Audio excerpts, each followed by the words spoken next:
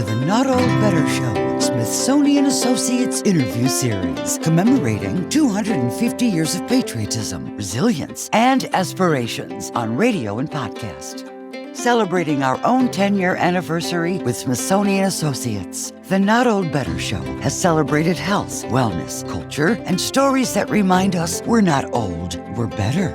Now, as America marks 250 years of independence in 2026, this special series marks a milestone representing 2.5 centuries and considers the long American effort to build communities, to find freedom, uphold self-government, and keep striving for a more perfect union.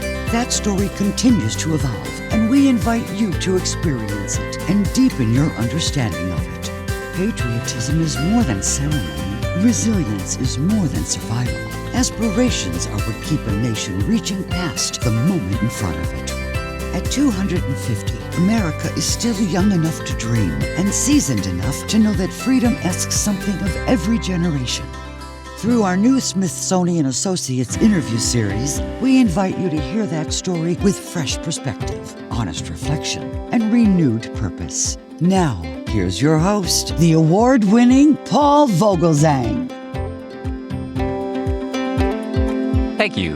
And let me just say, we are coming up on a remarkable moment. In just a short time, the United States will mark 250 years since the signing of the Declaration of Independence, a document filled with bold language about liberty, equality, and human dignity. Welcome to the Not Old Better Show Smithsonian Associates interview series on radio and podcast. You know, for 10 years now, the Not Old Better Show has celebrated health, wellness, culture, history, and the stories that remind us we're not old, we're better now. As America commemorates 250 years of independence in 2026, this special series offers a dynamic explanation of America's past, present, and future. Explore the people, ideas, conflicts, and aspirations that have shaped America and how the past informs the challenges and possibilities ahead. At 250, America is still young enough to dream and seasoned enough to know that freedom asks something of every generation. Through our Smithsonian Associates interview series, we invite you to hear that story and more stories with a fresh perspective, honest reflection, and renewed purpose. In this series, we're stepping back, not to settle history, but to explore it, to look at the places, the people, and the moments that have shaped who we are and who we're still becoming. And today on the Not Old Better Show Smithsonian Associates America 250 interview series, we are stepping through a doorway. One that might look familiar at first, a porch, a polished banister, maybe a quiet parlor with just the right lighting coming through the window. But don't be fooled, because what we're really walking into is something far more powerful. For many of us, houses hold memory. They hold the echoes of conversations, decisions, celebrations, regrets. And yet, for years, historic house museums have too often asked us to look but not feel, to observe but not question. Well, that's changing. And no one is helping lead that change more thoughtfully than our guest today, Smithsonian Associate Ken Turino, a preservationist, a public historian, an educator, and co-author of Reimagining Historic House Museums. Smithsonian Associate Ken Turino has spent his career asking a simple but provocative question. What if these homes weren't just about the past? What if they could actually reshape how we understand ourselves right now? Because behind every carefully arranged room is something more complicated. Stories of ambition, exclusion, resilience, injustice, love. Stories that don't always sit comfortably behind velvet ropes. And here's the truth. If these places are going to matter to us today, they have to be alive. They have to challenge us. They have to invite us in, not just as visitors, but as participants in the story. So today, we're talking about why historic house museums still matter and why at this moment, they may matter more than ever. Our guest today, of course, is Smithsonian Associate Ken Turino, who will be appearing at Smithsonian Associates coming out. For more information about Ken Turino's presentation at Smithsonian Associates, you can check out our show notes for direct links to Smithsonian Associates. But we have Ken Turino today, so please join me in welcoming Ken Turino. Smithsonian Associate Ken Turino, welcome to the program. Thank you. I'm delighted to be here. It's so good to talk to you. I always enjoy talking about museums. They're fascinating. Such a great job that you have as a preservationist, a historian, all of these neat things that we are going to get into. And I wonder if we can just perhaps start, with this idea about museums being kind of old houses, and because that's really not the case. But many in our audience might kind of think about that. They might even think about their grandparents' kitchen or perhaps a holiday table from long ago. And that's really historic information, but it's much more. And so I wonder if you tell us a little bit about kind of the history of some of these museums by way of houses, because I think that's a good place for us to kind of start today. Sure, because house museums are sort of their own kind of animal, so to speak. And, the first one was actually George Washington's headquarters in upstate New York. It still has Hasbrook, I believe, New York, still a museum. The earliest house museums were really to preserve houses of heroes like George Washington. And he has several preserved around him, as you well know, in the DC area with Mount Vernon. But, I think houses, as I said, are their own animal. Unfortunately, people have had some bad experiences in the past, quite frankly. You figure if you go to a historical society or a historic house, maybe you go once and that's enough. Because I think they've been too much kept to the old style, shall we say, of historic houses, where it is a shrine. But they can be so much more than that, and they need to be if they're gonna survive today. Yeah, I really, in my research of you, I found that's really a focus of yours, and I really like that because you really do hone in on this idea of a house being a lived experience, not just the silver that's there and not just some of the furnishings, perhaps, but real lives. And so I wonder if you'll tell us a little bit about how we can return to this idea of enjoying the lives that are lived, but not so much the four walls. Yeah, and that's a great question because that's been what our field has been dealing with for many, many years. There have been national conferences called, and I've been fortunate to go to all three, looking at the plight of historic houses. You go back to the last century, and they were closing down. They were closing shop because the money wasn't there, the people weren't there. So there was a real impetus, and the Smithsonian Institution, the National Trust for Historic Preservation, American Association for State and Local History, and other organizations really pushed the idea that we have to do something. This is a crisis. And what they talked about at that first one, which was at Kykuit, a historic site in upstate New York, and then in subsequent years and other sites, is all right, this is the status. Things are not good. How can we change this? And the real focus was we need to better understand our audiences and address what our audiences are interested. You no longer should be giving, like this is the best, Chippendale chair tour and you'll ever see, and not focus so much on the objects. Not to say that they're not important; they're part of the, ensemble. But historic houses come in all sizes and shapes and flavors.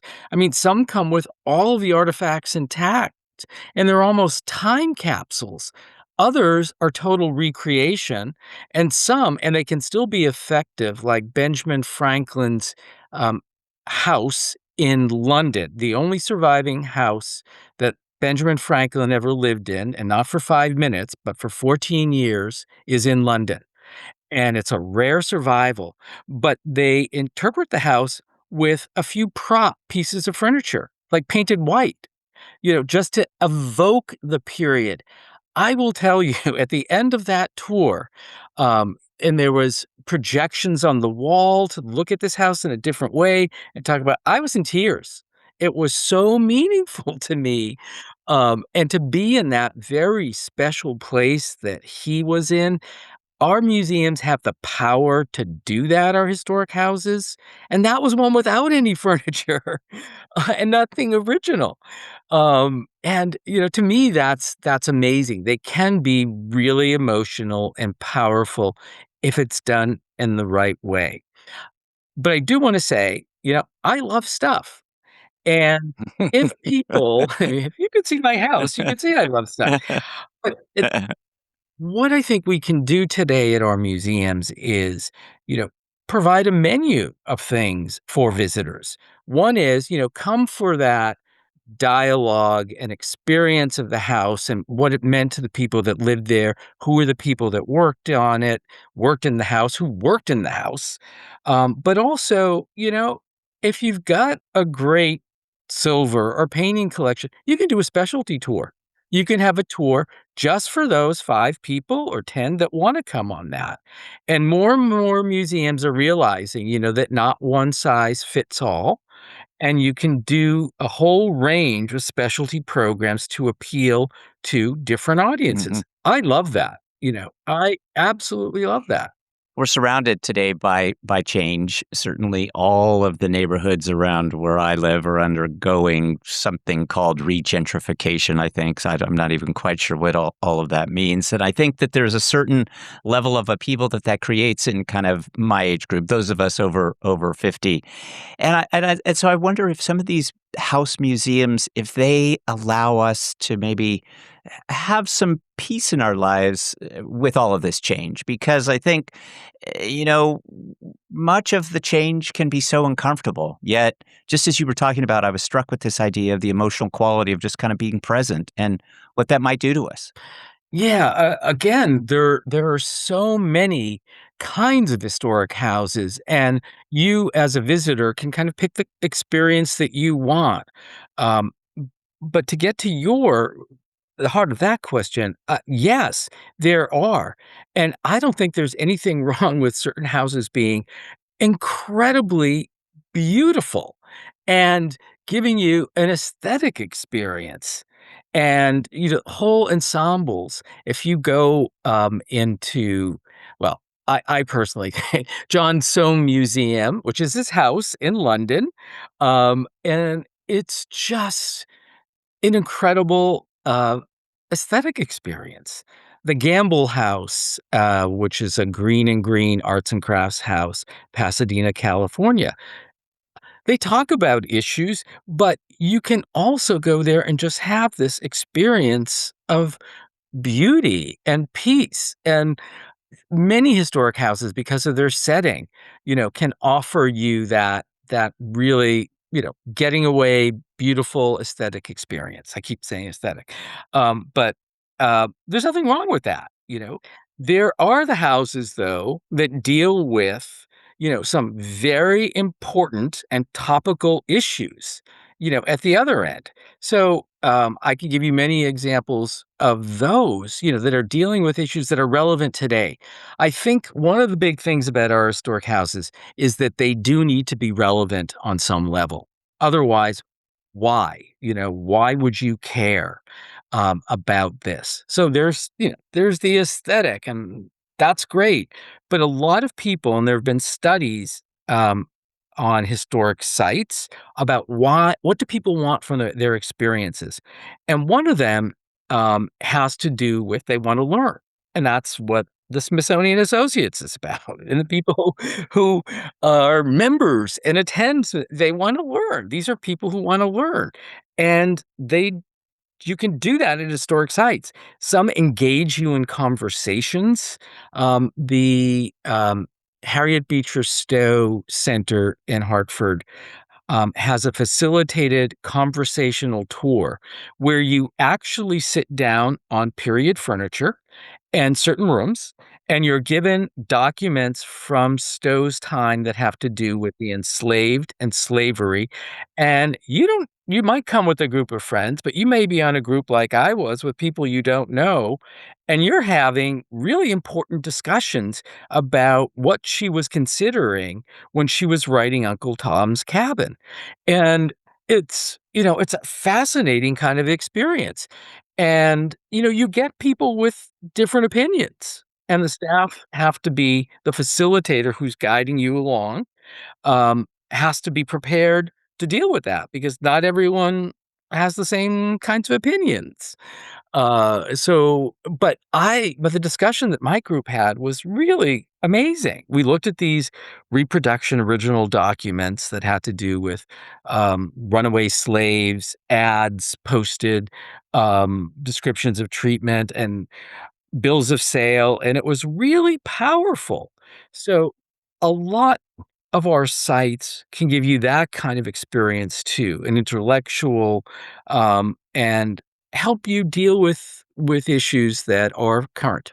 So many in our audience, I think, appreciate your work, Ken Turino, and the fact that you have this really interesting intersection between kind of this idea of preservation and public history. And many in our audience are historians themselves, love history. I just love history. Perhaps they're genealogists. What is it that you're finding in some of these homes that really sparks this immediate recognition that, in fact, there was a family here? And then how do some of these public houses, these Mhm. museums, how do they best display that, embody that, and bring that out?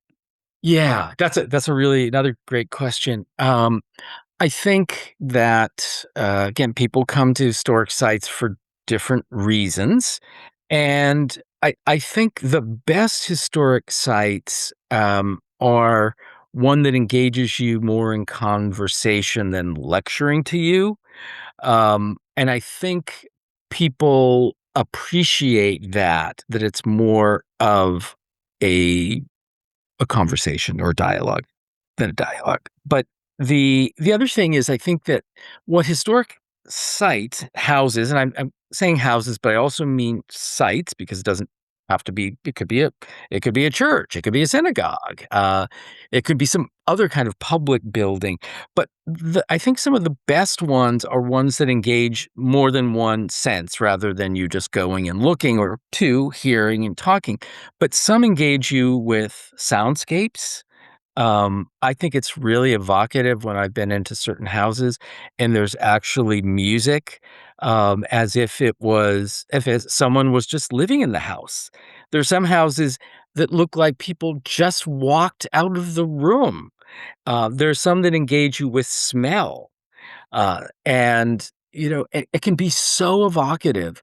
There's a 1940s era store at Strawberry Bank, which is in Portsmouth, New Hampshire, which has been restored with period items, for sale from that time. And what I love about it is when you go in, there's also an area where there's a radio, as if someone would have the radio on. And, you're hearing news about World War II, period. And it just like it brings you back into time. Like I wasn't around then, but it really did bring me back into that time, and then music of the period. And I think that our sites, more than, let's say, a book, can appeal to all different kinds of senses, and I think that's one of the great things that we can do. Unfortunately, a lot don't. This is something there's been a trend now, as I said, to make our houses more engaging and make people of all ages want to come to the house. And one of the things that we found in the surveys that have been done nationally is people also want to just have fun. They want to come with their friends or relatives, and they want an experience, and they want to make memories. And that's why Christmas tours are so popular. And, they're not popular just at historic sites. There are a lot of organizations that have house tours in their neighborhood as a fundraiser. I was just talking with someone in Beverly, Massachusetts about they do this Christmas. They get all these private houses open. They're doing the same thing of 18th century houses to celebrate the tercentenary. And, people love seeing how other people lived Yeah. and how they live Yeah, today. right. They do. And there's people are curious. And I think your listeners and the people that attend a Smithsonian Associate programs, they are curious. They want to learn.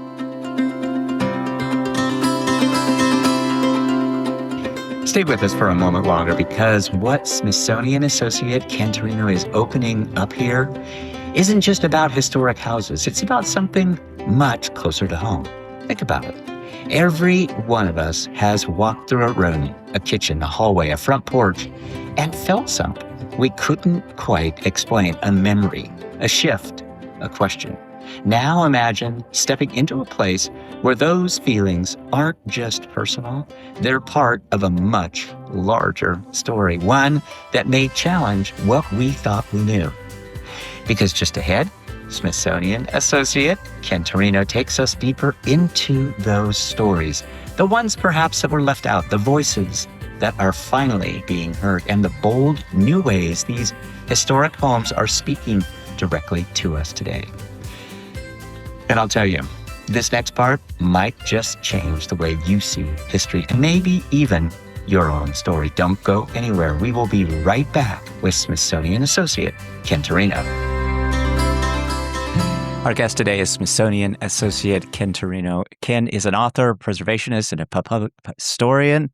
We will have links so that our audience can find out more about Ken Turino's work, including this fantastic book. You just mentioned kind of the idea of Christmas. I found this great book that you authored, Reimagining Historic House Museums, New Approaches and Proven Solutions, and a great Christmas theme to it, interpreting history for Christmas at museums and historic sites. Again, we'll put links so that our audience can find out all this great information about Smithsonian Associate Ken Turino and his work. So some of the houses, as you've suggested, really confront these ideas, perhaps injustices. There's a slavery component to some of them, maybe even an LGBTQ part of history. And some of those are really interesting truths to be talking about today, especially. And so I wonder if you'll tell us a little bit about what happens to a visitor when they go into a home that are telling stories like that, because it seems like that's a good way to teach history regardless of generation. Young people need to learn about this history. My generation needs to learn it too. These are all excellent ways to teach. Absolutely. And there are many examples of museums. More and more historic sites are actually doing that, dealing with some difficult history, some difficult stories. Mhm. And the studies that have come out that look at why people come, as I said, people want to hear these stories. They really do. They Mhm. want to hear about the enslaved. They want a complete story. Let's not, no pun intended, whitewash everything. Let's tell the truth. Mhm. That doesn't take away from some great ideas by some of our, for example, the signers of the Declaration example that had slaves. Monticello does an amazing job, and they worked at it. These things don't happen overnight. Mhm. And there's always been with museums pushback. I went on the 4th of July once on a tour of Monticello. It was hot as hell. The guide I had a huge group, and he started out, and it was a very diverse group, and also diverse in age too. And he started out by saying, Mhm. "I'm gonna talk about some difficult history, and if anyone needs to walk away at any point, do." And I can tell you, it was one of the best tours I've ever been on, and I'm not one that usually will write comments, but that I had to do because he was so attuned to the audience, which you have to be as a guide, and he did talk about difficult stories about the enslaved. And to me, it was really emotional and moving to hear and to learn that way, to actually see where these things took place. Again, that's what's different from a book or even a documentary film. And there, I worked for an organization called Historic New England for 24 years. And one of the houses was interpreted as the home of a gay man. It's one of my favorite houses. It's in Gloucester, Massachusetts, and it's called Beauport. And you see about 27 of the 40 rooms. Each one is decorated to a different theme. He was an interior decorator. And there was some nervousness when they decided that we were going to talk about this story. And some of the guides couldn't bring themselves to do it. And they left. And that was a good thing. Uh, but I will tell you, people on the tour, there were people who broke down and cried um, because one of them said, "I'm so glad you're talking about this. This my son was gay and he died of AIDS, and it's just, it was really moving to me that you were telling this story." And I know of other houses too, that's part of the story, and they tell it. There are some, that don't, quite frankly, but more and more, I think, are being open about these kinds of things. They're part of life. There are houses like the Gibson House Museum in Boston, which attract a queer audience. It's not the only audience. They're in downtown Boston. They get tourists, but because the man there was the last owner was a gay man, they've done a lot of programming on that, and that attracts and people want to hear their own histories. In the past, the houses that were saved were, let's face it, great white men. Not even talking about the women. And people want to hear their own stories. So the Tenement Museum, for example, not quite a house, but it was a home for many, many people, tells the story of different groups of immigrants, Italian immigrants, Greek immigrants, and more recently, they talk about Puerto Rican immigrants. And that's an experience that people really want to hear. They want to hear their stories. They want to hear the stories, like my family were immigrants. My grandfather, built houses out of brick. Uh, and there are others, that talk about the servants. And who were a lot of the servants in 19th century, second half of 19th century America? They were Irish. And, there are people who are descended from those people, and they want to hear those stories. They don't want to hear just the stories of the dead white rich men. And those could be fascinating stories, but they want to hear where their history is. So I think historic sites are doing more with that. One of historic New England sites, Phillips House in Salem, is closed in the winter. But they open on St. Patrick's Day, and they give an Irish servants tour. And I went, and it was fabulous to hear this history. And they took you in spaces that normally aren't on the tour. So to make it a little special, every single one over the whole weekend sold out. I told in my teaching some other museums, and they've started doing it now too, because it's a great way to bring in a different audience who wants to not that story's not always told, or it's not told in as great depth. I think this shift is just a fascinating one. I just really appreciate you focusing on this for us. I wonder, is this something that's happening worldwide in your travels throughout the world? Are you seeing more focus on, some of the less the parlor perhaps and more, kind of the rooms in addition? And where is it being done well? Yeah, that's another good question. Um, so one of the historic sites, I'm just trying to think, in Britain, for example, in London, is the Dennis Seaver's house. And it's just at the edges of your question, and I will answer that. But I want to bring this up because many people have considered it the most exciting historic house in the world. It's an 18th century house in Spitalfields that was actually turned into a museum by an American. They call him a surfer boy or beach boy from California. And there, when you go to that house, and many, many people poo-pooed it when he created it. Um, there was no heat in the house other than he had the fireplaces working. He brought it back to the 18th century. There was only candlelight, but I started mentioning this. He had food cooking. You saw the house by candlelight, which is how you would have in the 18th century if you were there at night. And he had the smells from the food cooking. He had If you walked into a room, it was as if someone literally just walked the room. You could hear a door close, and you could hear some people talking and laughing as if they were leaving in the other side of the room. And there would be punch in the punch bowl, again, appealing to the senses. And he offered the house to the National Trust in England, and they turned it down. It wasn't 100% authentic.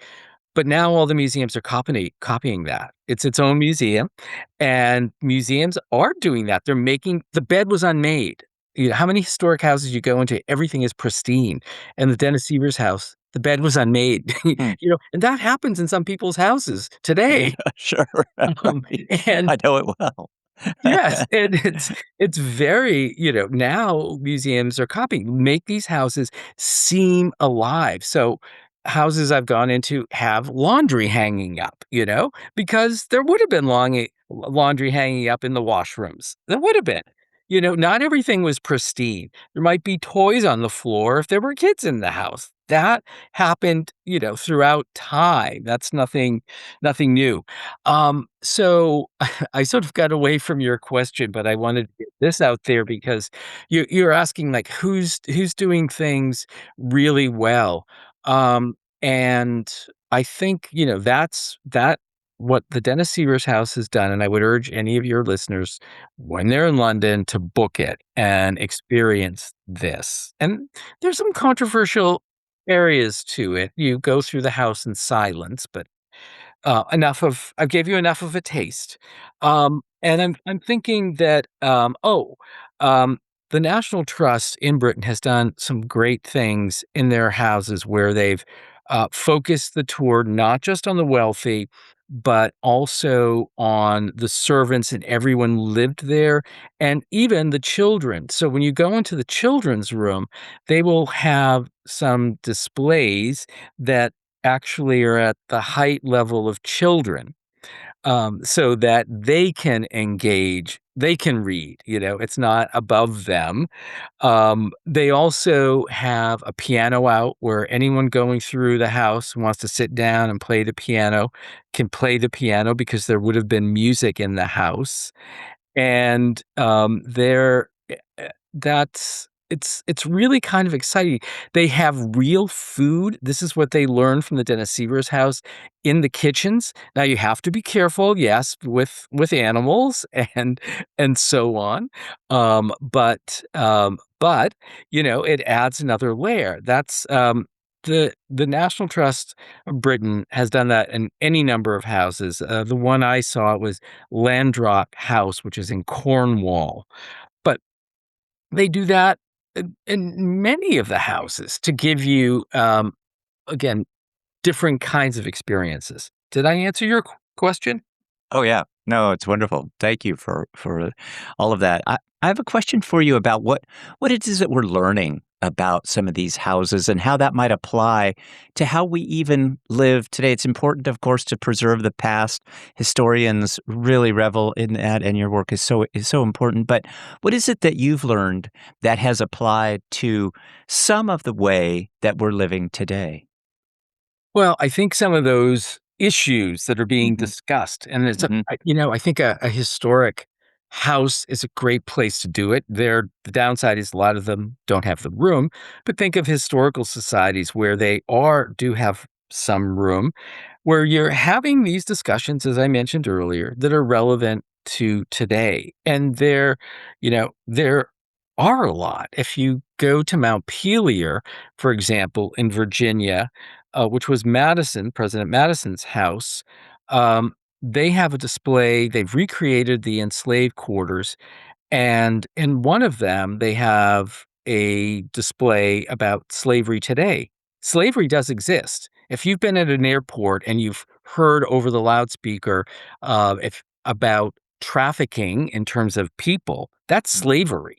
It Mhm. still exists today. Mhm. We don't think of it, but it does. So, that's a relevant discussion to have. Lincoln's Cottage, I'm giving you DC examples. So Mhm. if some of your audience is from there, they Yeah. should absolutely go to Lincoln's Cottage. And there you can actually sit on the furniture, which Mm. is kind of cool. But they have a visitor center and they've had displays about mourning and death. Well, we all experience that. We all have had loss in our family. And gosh, did the Lincolns ever have that? So there was a wonderful display. I think it won a national award to deal with that topic. So I think historic houses can talk about things that are current and relevant and that have meaning to our lives, about birth, about death, about labor. One of the moving experience I had, I was actually on a consulting job at Andrew Jackson's house in Nashville. And one of the participants who was having us outside the building and look at the bricks and finding thumbprints in, the early 19th century brick, might have been Wow. 18th century, that would have been of enslaved laborers who had to Wow. make the brick. And it was just like, whoa, I just had like another experience like I couldn't believe it. Like you could see that the outside of the building, you could touch them. Hmm. And it was amazing.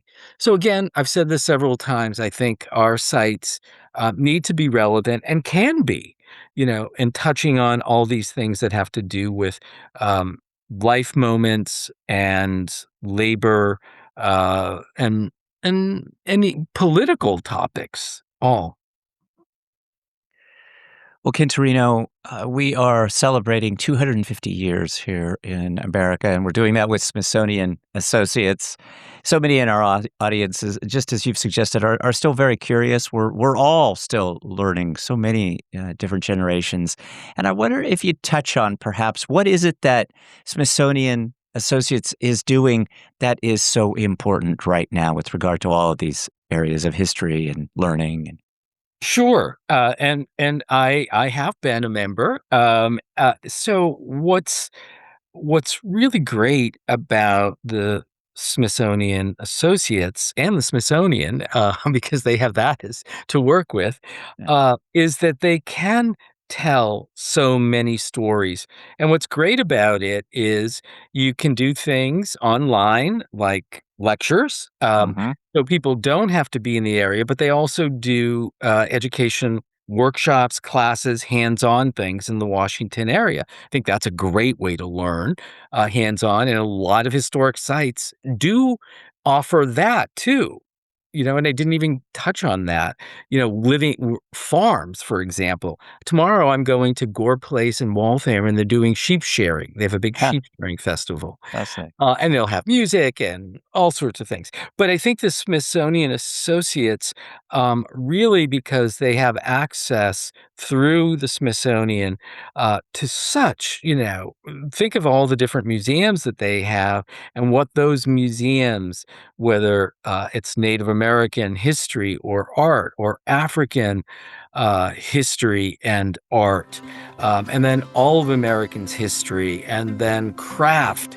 They have such an ability to draw on experts, and not just for the lectures, but as I said, for hands-on activity, workshops, and so on in the area. So I think, as I said, people are curious. Yeah. Fortunate to have you. Smithsonian Associate Author, Preservationist, Public Historian Ken Turino has been our guest today. What a pleasure it's been to talk with you. I'll just say selfishly, Ken, I would love to have you back as you do additional work about this. We'll have links for more information so that our audience can find out all about Ken's upcoming presentation at Smithsonian Associates, about his additional work, about his book, Interpreting Christmas at Museums and Historic Sites. It sounds like a wonderful title, Ken Turino, and thank you for all of your work. Congratulations on all this stuff. What a pleasure it's been talking with you. Have a great rest of your day, and please do come back. Thank you, Paul. I appreciate it. It was great talking with you. Smithsonian Associate Ken Turino has given us something to think about today, and maybe something to feel too. Because these historic houses we've been talking about, they're not really about the past sitting quietly behind glass. They're about lives lived. Messy, meaningful, complicated lives, and in many ways, not so different from our own. You know, what struck me in this conversation with Smithsonian Associate Ken Turino is this: when these places are at their best, they don't just show us history, they invite us to take our place in it, to ask better questions, to notice what has been left out, and maybe even to see our own stories and the legacy we're shaping in a new light. For so many of us, especially in this chapter of life, that idea of connection, of belonging to something larger, something historic, really matters. And that's exactly where the work of Smithsonian Associate Ken Turino and Smithsonian Associates comes in, keeping those stories alive, relevant and honest, so they continue to speak to us. Ken Turino will be appearing at Smithsonian Associates coming up. Please check out our show notes for more details about Ken's presentation. Ken, of course, has joined us today, and if today's conversation stayed with you, there's more waiting for you. You can listen to this episode again. You can explore Ken's work via all the links in the show notes today and discover our full library of Smithsonian Associates America 250 conversations at notoldbetter.com. And be sure to follow us on Twitter at notoldbetter and Instagram at notoldbetter for updates and behind-the-scenes moments. This has been a production of NOB Studios. I'm Paul Vogel saying, please join us again and be well, be safe. Let's talk about better. The Not Old Better show on radio, podcast, and now on video. Thanks, everybody. We'll see you again next time for Smithsonian Associates America 250 interview series.